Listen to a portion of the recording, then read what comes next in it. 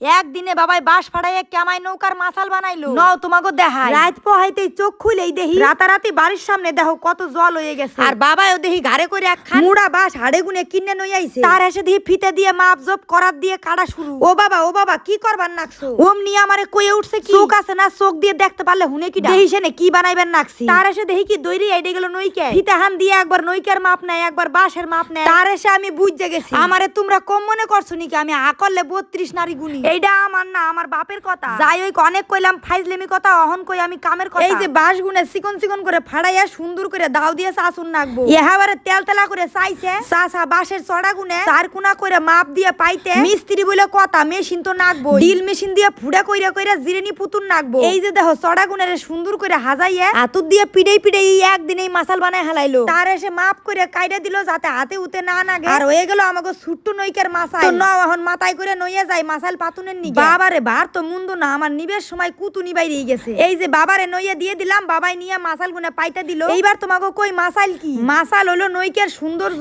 যেটার উপরে তোমরা পাইতে বইবার পারবা আবার হুইবারও পারবা। তার এসে মাছ ধরুনের সুবিধা ব্যাপাক দিকেই সুবিধা। যাই হোক এই যে আরাকখান মাছাল মানে লাস্ট মাছালটা নইয়া আইলাম। এই যে ঘাড়ে কইরা আইনা বাবারে দিয়ে দিলাম। ওহন বাবাই পাতুনের নগে নগে দেখি কি সেট খায় না। তার এসে বাবাই করাত দিয়ে কাইডা দুইজনে মিলে সুন্দর করে সেট করে নিলাম। দেহ চাইয়া আমাকে ন্যাংটা নৌকাটা এখন কত সুন্দর দেখা যাইবেন না। যাই কখন এটার উপরে নাচুন কুদুন পারো আর ঘুরুনে যা মজা হইব। তো তোমরা কারা কারা এরম নৌকায় ঘুরবার পছন্দ করো কমেন্টে কিন্তু অবশ্যই কইও।